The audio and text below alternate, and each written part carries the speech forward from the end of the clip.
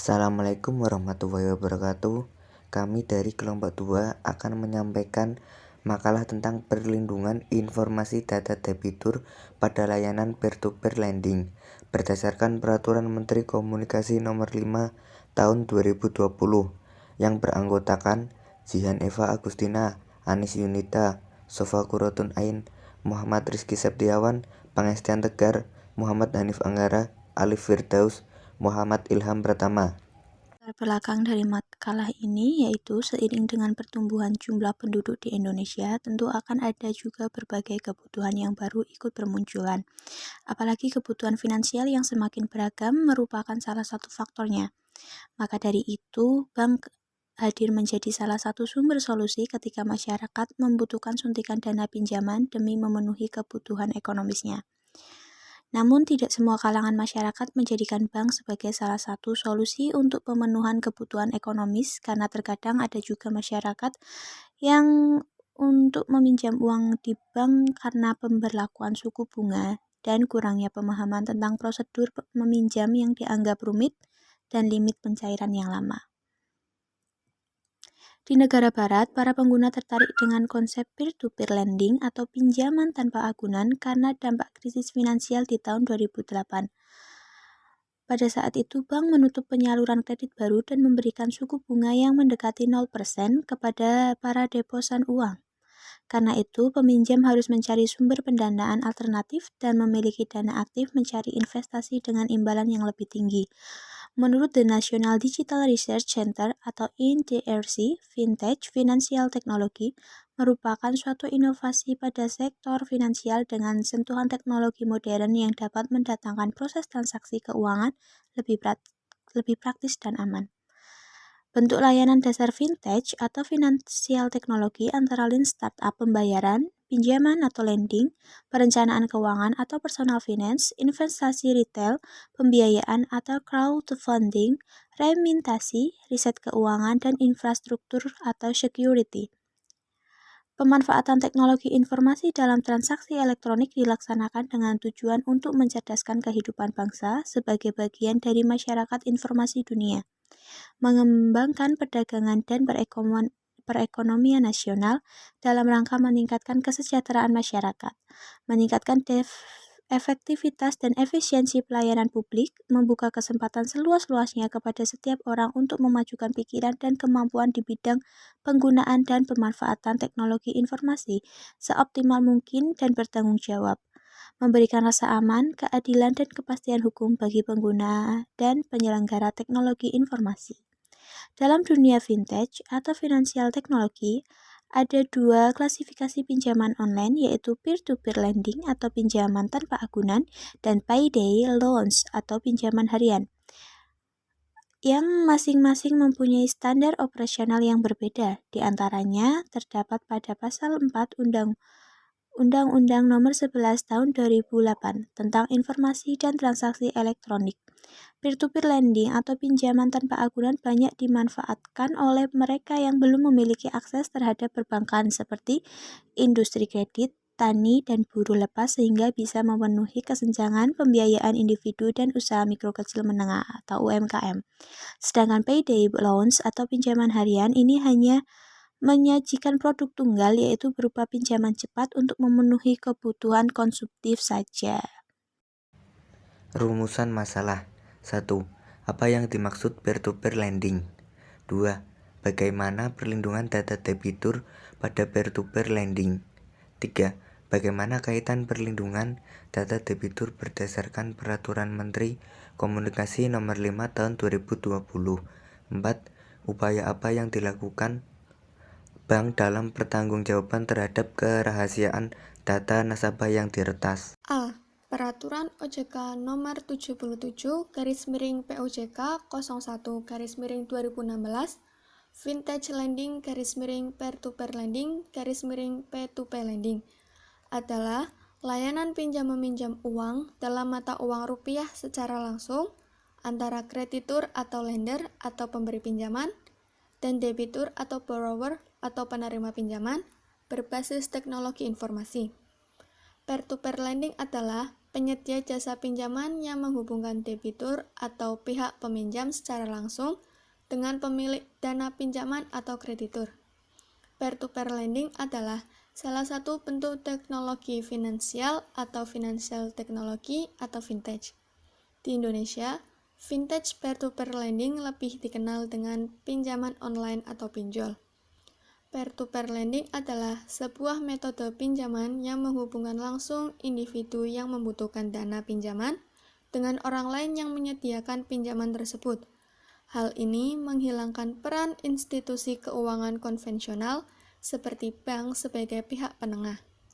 Cara kerja peer-to-peer lending pada dasarnya fintech peer-to-peer lending akan membuat platform online yang menyediakan fasilitas bagi pemilik dana untuk memberikan pinjaman secara langsung kepada debitur dengan return lebih tinggi.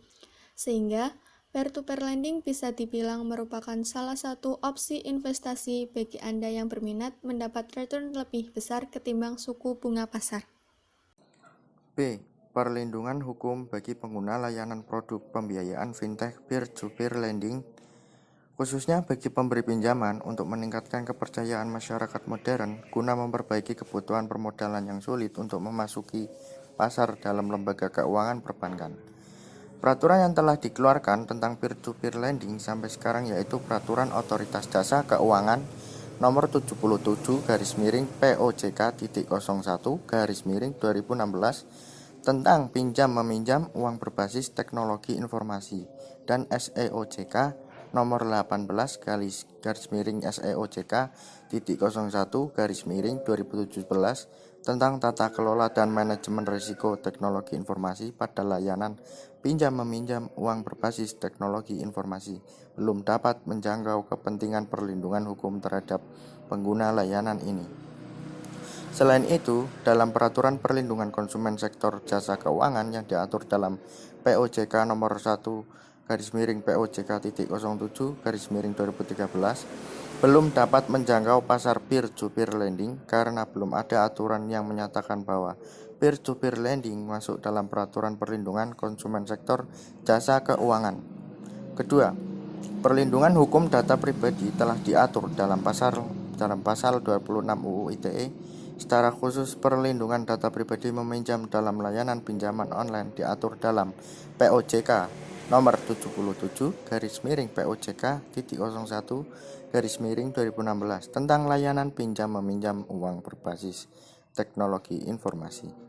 Yang ditegaskan pada pasal 26 bahwa pihak penyelenggara wajib dan bertanggung jawab menjaga kerahasiaan, keutuhan, dan ketersediaan data pribadi pengguna serta dalam pemanfaatannya harus memperoleh persetujuan dari pemilik data pribadi kecuali ditentukan oleh ketentuan peraturan perundang-undangan. Sanksi terhadap pelanggaran data pribadi yang mencakup pencemaran nama baik diatur dalam pasal 45 UU ITE berupa sanksi pidana.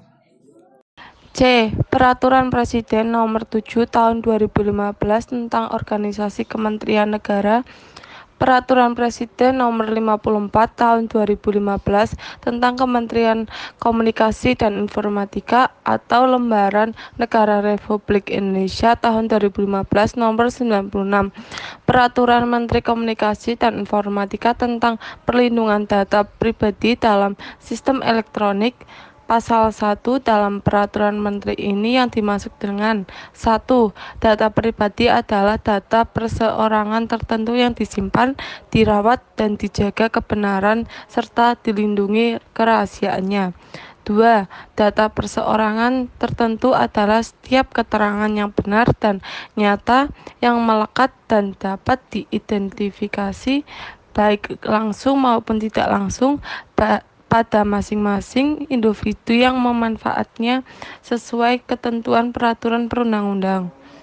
3. Pemilik data pribadi adalah individu yang padanya melekat dan perseorangan tertentu.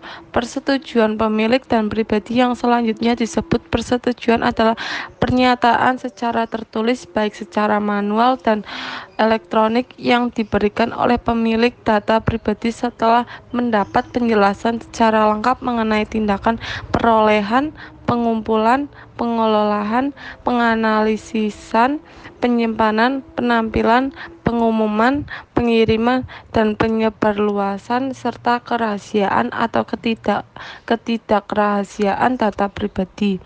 Sistem elektronik adalah serangkaian perangkat dan prosedur elektronik yang berfungsi mempersiapkan, mengumpulkan, mengelola, menganalisis, menyimpan, menampilkan, mengumpulkan, mengirimkan, atau menyebarkan informasi elektronik.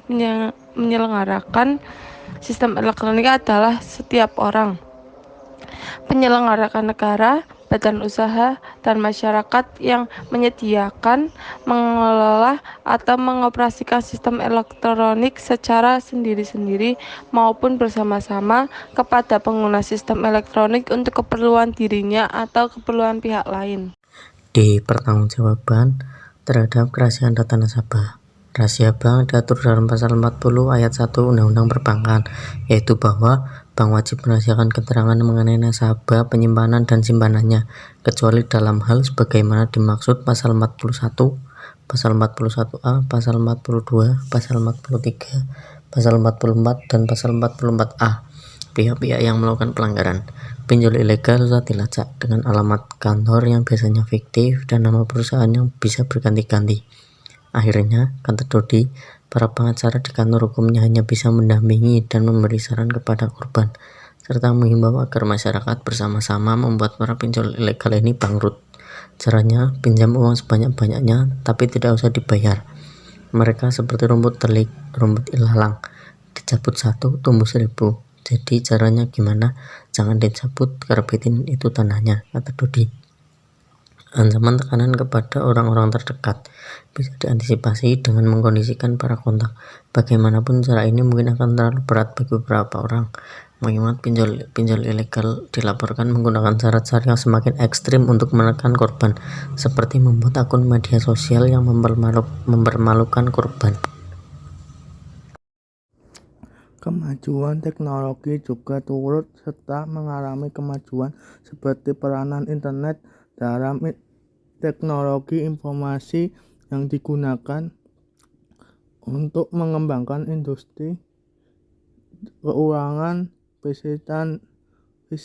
finansial industri melalui modifikasi dan efisiensi layanan jasa keuangan yang dikenal pinjaman tanpa tanggungan, banyak dimanfaatkan oleh mereka yang belum memiliki akses terhadap perbankan seperti industri kreatif, tani, dan buruh lepas, sehingga bisa memiliki kesenjangan pembiayaan individu dan usaha mikro kecil menengah UMKM.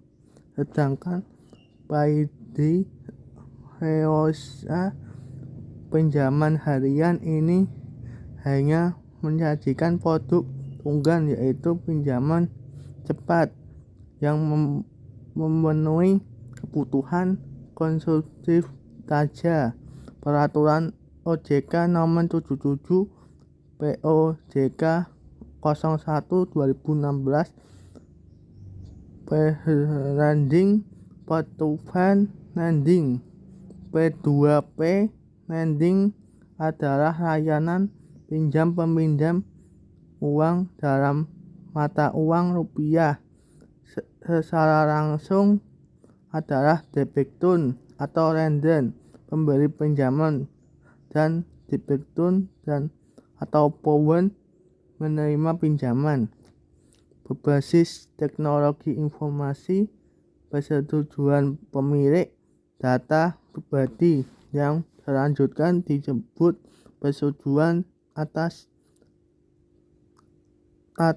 pernyataan secara tertulis, secara manual, atau elektronik yang diberi oleh pemilik data pribadi serta mendapat penjelasan secara lengkap mengenai tindakan perolehan, pengumpulan, atau pengurahan dan penganalisisan, penyimpanan, penampilan, pengumuman, pengiriman, dan penyebarluasan secara rahasiaan dan tidak rahasiaan data pribadi. Yang terakhir yaitu saran. Ancaman tekanan kepada orang-orang terdekat si peminjam online bisa diantisipasi dengan mengondisikan para kontak. Bagaimanapun cara ini mungkin akan terlalu berat bagi beberapa orang, mengingat pinjol-pinjol ilegal dilaporkan menggunakan cara-cara yang semakin ekstrim untuk menekan korban, seperti membuat media sosial yang mempermalukan korban. Sekian dari kelompok kami, terima kasih. Wassalamualaikum warahmatullahi wabarakatuh.